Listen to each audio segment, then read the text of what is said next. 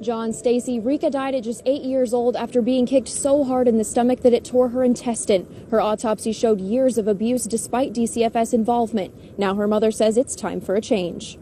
Are crimes against children the worst because they are innocent souls who did no wrong? This question haunts us as we reflect on the tragic story of Rica, a young girl who had her life cut short in a senseless act of violence.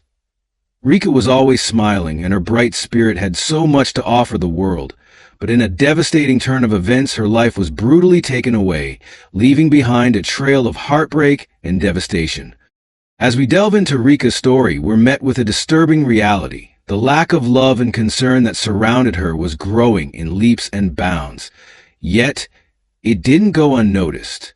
Rica cried silently, her pleas for help falling on deaf ears, until it was too late. The autopsy report, a grim reminder of the horrors she endured, is a testament to the brutality and cruelty that she faced. The physical and emotional wounds that she suffered are a stark reminder of the devastating consequences of neglect and abuse. But even in the midst of such tragedy, Rica's spirit remained unbroken. Her smile, a beacon of hope and resilience, continued to shine even in the darkest of times. It's a powerful reminder that even in the face of adversity, the human spirit can persevere, and that the memories of those who have been lost can continue to inspire and motivate us. As we continue to explore Rica's story, we'll be examining the shocking details of her case, the investigation that followed, and the aftermath that left a community in shock. We'll meet the people who knew her, loved her, and failed her, and will be forced to confront the harsh realities of a world that often turns a blind eye to the suffering of its most vulnerable members. But we'll also be inspired by the resilience of the human spirit, the power of love and compassion, and the impact that one person can have on the world. So, if you want to stay up to speed on this heart-wrenching story, don't swipe left just yet. Instead, increase your brightness, turn up the volume, and get ready to immerse yourself in a story that will leave you moved, inspired, and motivated to take action. The more you know, the more you'll want to share, and the more we can work together to honor Rica's memory and prevent such tragedies from happening again. Stay with me and let's journey together into the world of Rica, a world of tragedy, triumph, and ultimately, hope. Welcome to Detective Jeffrey Crime Station. A huge thank you to our amazing subscribers and viewers for joining us on this journey into the world of true crime. We're honored that you've chosen to spend your time with us, and we're grateful for your trust and support. If you're new here, consider subscribing and hitting that notification bell to stay up to date on our latest captivating stories. Your engagement means the world to us, and we can't wait to share more thrilling and thought-provoking content with you. Rica Rountree was a little girl who should have had a life filled with love, laughter, and endless possibilities. She had an imagination that stretched beyond the walls of her world, one where her dolls were her children and her dreams were limitless. Her smile was infectious, bright enough to warm even the coldest of hearts. In pictures, she looked like any other happy child, carefree, wide-eyed, and full of life. But photographs can be deceiving. They freeze moments of joy, concealing the suffering that lurks beneath the surface. Behind closed doors, Rica was enduring horrors too painful to fathom.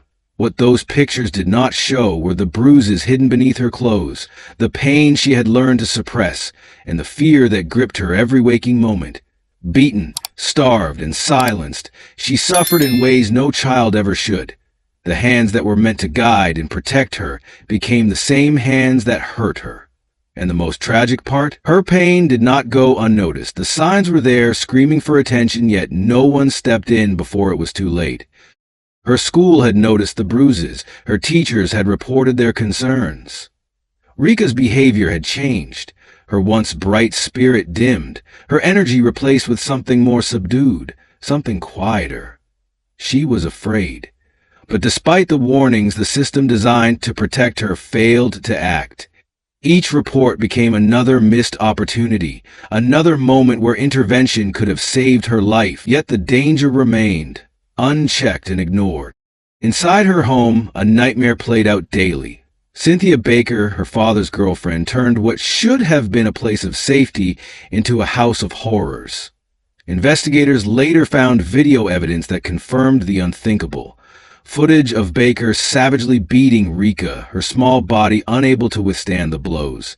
She struck her without mercy, each hit a cruel display of power over a defenseless child. But it didn't stop at physical abuse. The torment extended far beyond what could be captured on video. The torment of Rica Rountree. The truth of what happened to Rica Rountree was more horrifying than anyone could have imagined. Police investigators, combing through the evidence, uncovered a series of cell phone videos that ripped away any illusion of doubt. The footage was sickening, recorded by the very hands that had inflicted so much suffering upon her. Cynthia Baker, the woman who was supposed to care for Rica, had turned her into nothing more than an object of torment. One of the videos showed Rica standing in the middle of a room, her small body completely exposed, shivering not just from the cold, but from the fear of what would come next. Baker had forced her to strip naked and hold cans in her hands for long periods, an impossible task for a child so young. As her arms weakened and inevitably fell, Baker's hands shot out, wrapping around Rica's fragile neck like a predator playing with its prey. "Do I need to put a collar on you?" she taunted, her voice devoid of anything human. The words were not spoken in anger or in a moment of frustration. They were calculated, cruel, designed to strip Rica of whatever dignity she had left. In another video, the horror continued. Baker could be seen dragging Rica by the neck, yanking her across the floor as if she were nothing more than a discarded rag doll. There was no concern for the child's pain, no acknowledgement of the terror in her eyes, only complete and utter domination. This was not discipline. This was not punishment. This was torture. For months, Rica endured this abuse, her body bearing the marks of her suffering in places no one had bothered to check. Then, on January 26, the pain became too much.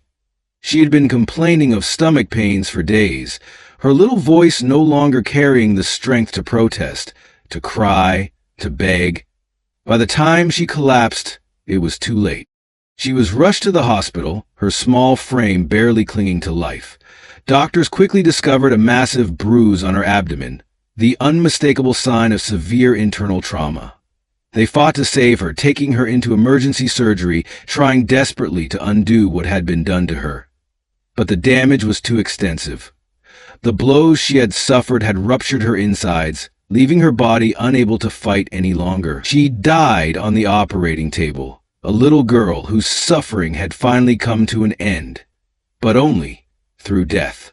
It took 4 months before Baker was finally arrested. 4 months where the world continued on as if nothing had happened. But when the trial began, there was no avoiding the gruesome reality of what she had done. The jury was forced to watch the very videos Baker had filmed, forced to see Rica being tormented, forced to listen to the cruel words spoken by the woman who had stolen her childhood, her dignity, and ultimately her life. One of the most damning pieces of evidence played before the court showed Baker kneeing Rica in the back with brutal force. The little girl's body lurched forward, her head slamming into the wall with a sickening crack. She did not cry out. Perhaps she had learned by then that crying only made it worse. The doctor who performed Rica's autopsy revealed a truth that left the courtroom in stunned silence. Rica had not died suddenly. Her death had been slow, a drawn-out agony that had stretched over days, the result of internal injuries that had been inflicted long before she ever lost consciousness. Her body had been failing her for some time, but no one had stepped in, and if that wasn't horrifying enough, the doctor counted the scars of her suffering, 67 individual wounds, each one telling a story of unimaginable pain. For most, it's unthinkable, McLean County Assistant State's Attorney Erica Reynolds said in her closing arguments. But for Rica, it was normal. In the 407 Stanhope residence, Rica was treated as less than, as this defendant's punching bag, and her pain served as entertainment for the entire family. On Tuesday, after days of testimony, a McLean County jury reached their verdict. Cynthia Baker, a 41-year-old woman with no remorse in her eyes, was found guilty of murder, guilty of aggravated battery, guilty of endangering the life of a child, guilty of domestic battery. The world had finally acknowledged Rica's suffering, but the justice handed down in that courtroom would never be enough. No prison sentence could undo what had been done to her. No guilty verdict could erase the nights she spent afraid to sleep, the moments when she begged for the pain to stop. She had been just a child, a little girl with hopes and dreams, with an innocent heart that never had a chance to be loved the way she deserved. And now she is gone. Justice had come, but it had come too late. Don't forget to like this video and subscribe to this channel as a means of encouraging us. Thank you as you do so. Text messages between Baker and Rica's father exposed the chilling indifference they held toward the little girl. Their words were cold, calculated. They spoke of punishments as if her pain was a casual discussion, something to be orchestrated without a second thought. They treated her not as a child, not as a person, but as something to be controlled, something to be broken. Any shred of love or compassion that should have existed in that home was long gone, replaced by cruelty and neglect. And yet, the outside world knew. Neighbors had their suspicions. Teachers had voiced their fears. Even Child Protective Services had been alerted. Rica was not suffering in silence. She was screaming for help in the only ways she could, but every warning was met with indifference. Every sign was ignored. The system that should have stepped in, the adults who should have protected her, failed her time and time again. And when they finally acted, it was too late. The damage had already been done. Rica Rountree was gone. Rica Rountree had been failed in every way imaginable. Her cries had been ignored, her pain overlooked, and her suffering dismissed until it was too late. In the aftermath of her brutal murder, as the world tried to make sense of how an innocent child could be tortured and killed under the watch of so many, her mother, Ann Simmons, spoke from behind prison walls. Everybody failed her. I failed her, Simmons admitted in an interview, her voice heavy with regret. She was serving a 2.5-year sentence for forgery and for failing to complete the terms of her probation on an aggravated DUI charge. While she sat behind bars, her daughter was dying in a home where no one protected her. The weight of that truth was unbearable. Rica had died just 16 days after her mother was sentenced, a cruel and bitter timeline that seemed to mock the very notion of justice. According to the Department of Children and Family Services, DCFS, she was just one of 103 children that year who lost their lives while under the agency's watch in Illinois.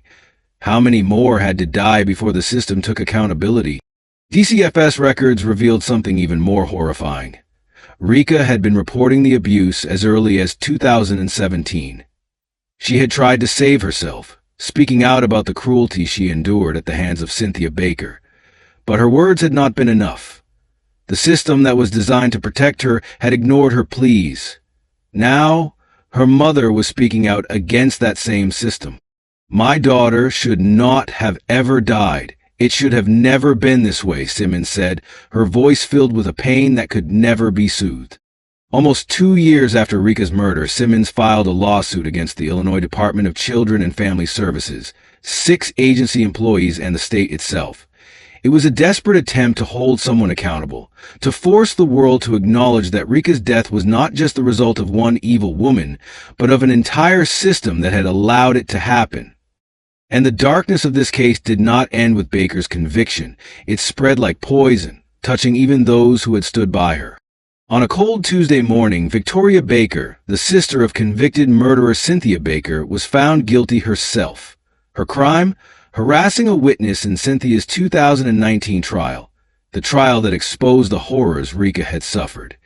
Victoria, a 32-year-old woman from Varna, had acted as a courier for a letter smuggled out of jail. A letter that reeked of desperation and manipulation. The letter had been written by Cynthia Baker herself, addressed to her boyfriend Rica Rountree, Rica's own father. In the letter, Cynthia Baker painted herself as the victim, as the one wrongfully imprisoned. She threatened suicide, pleaded for someone to save her. "Come up with something to get me out of here," she had written, her words dripping with deceit. "They're going to give me a life sentence for something I didn't do," she wrote, clinging to her lies even in the face of overwhelming evidence. And then, in a final act of twisted manipulation, she begged Rountree to take the blame for Rica's suffering. She urged him to confess to kicking and punching the little girl, trying to rewrite history in a way that would absolve her of the crime she had so clearly committed. But her timing was all wrong. Medical experts had already testified that Rica's fatal injuries had occurred within a specific time frame, one that did not match Baker's new attempt at rewriting the past. The lie crumbled before it could even take shape. Victoria Baker, blindly loyal to her sister, had delivered that letter to Rountree just days before he was set to testify in court. She had met him in the parking lot of a trucking firm in Normal, Illinois, the two of them sitting in a car for an hour as they passed the letter back and forth. Rountree, a man already stained with the guilt of failing to protect his daughter, had read the words in disbelief. "What should I do?" he had asked over and over again. Victoria had no answer. When Rountree took the stand during her trial, he admitted his initial reaction to the letter had been one of shock and confusion.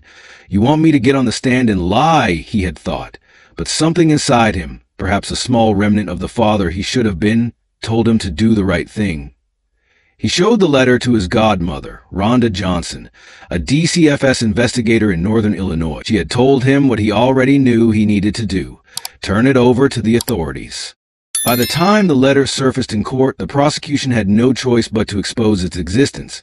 And with that revelation, Cynthia Baker's last desperate attempt to escape justice had collapsed. Victoria Baker's lawyer, Stephanie Wong, fought back against the charges, calling them an abuse of power by the state.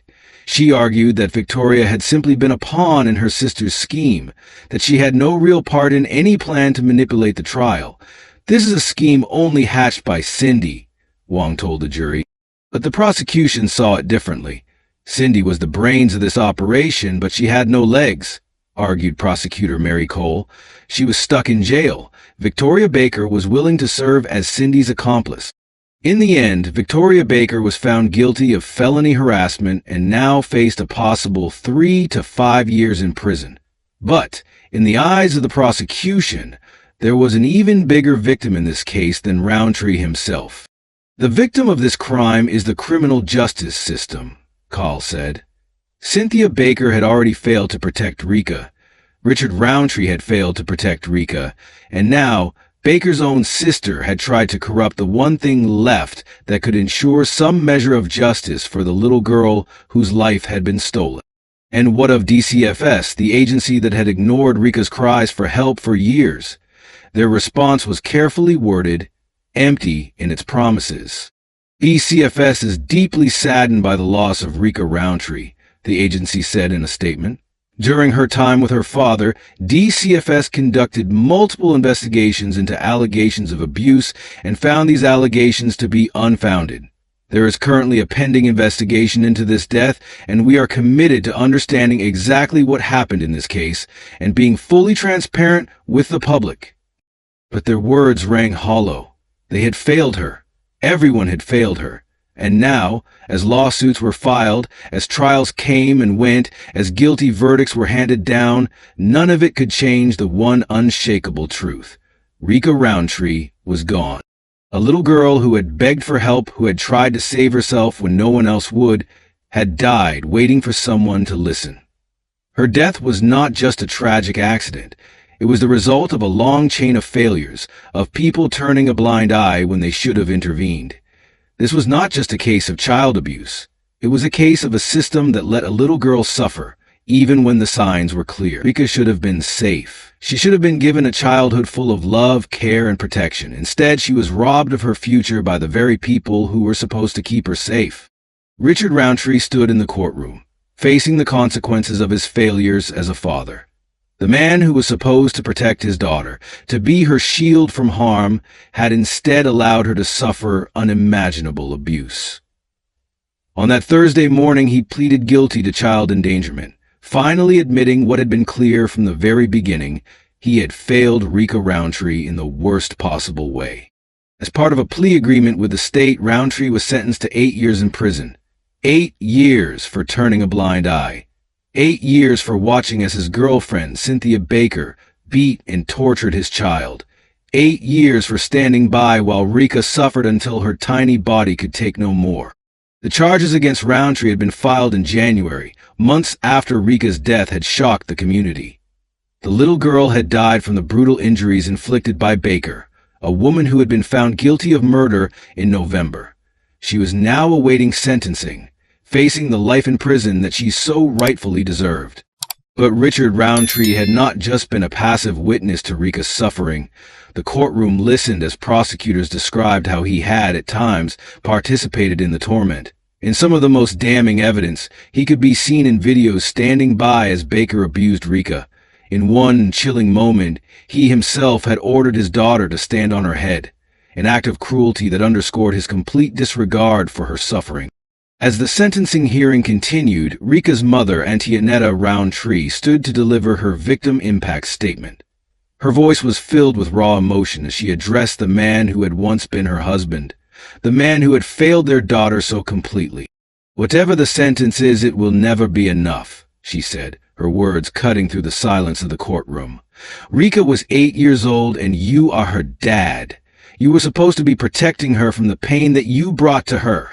And then, her voice hardened. There was no forgiveness in her heart for the man who had allowed her child to be brutalized. "I feel like you deserve to die in prison," she declared. Richard Rountree did not speak for himself. Instead, his public defender, Carla Barnes, read a brief statement on his behalf. It was short, almost meaningless in the face of what had happened. "I should have protected her better, and I'm sorry," the statement read. But no apology could undo what had been done. Rica had died knowing that her father had abandoned her. She had suffered with no one to turn to, no safe place to escape the relentless abuse. And now, the justice system was left to decide what punishment, if any, was fitting for a man who had failed his own flesh and blood. Assistant State's Attorney Mary Cole laid out the timeline of abuse in the courtroom, describing how it had stretched over months. Richard Rountree had known what was happening to his daughter. He had watched it, allowed it, and even participated in it. He had never protected her. He had never intervened. After the hearing, McLean County State's Attorney Don Knapp addressed the media. He acknowledged the frustration many felt at the seemingly lenient sentence, but pointed to legal precedent. "The sentence is consistent with the judgment imposed on Danielle Fisher in similar, albeit not the exact same, circumstances related to endangering the life of a child," he explained. But no legal precedent could make sense of what had happened to Rica Rountree. No sentence could bring back the little girl who had been robbed of her childhood, of her future. Richard Rountree would serve his 8 years, but the real punishment, the weight of his failure, would be something he carried for the rest of his life. Now her story stands as a heartbreaking reminder of what happens when the world chooses not to listen. Rica Rountree was not just another statistic. She was a child, a little girl with hopes and dreams, with a heart that wanted nothing more than to be loved. And in the end, she was failed by everyone who had the power to save her. We hope you enjoyed the video and learned something new.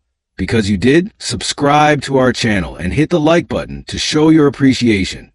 Additionally, tap the notification bell to be kept abreast with our latest videos and ensure you don't miss out on any new content. This will keep you informed about our upcoming true crime stories and allow you to stay engaged with our community. Thank you once again. Your support means a lot to us.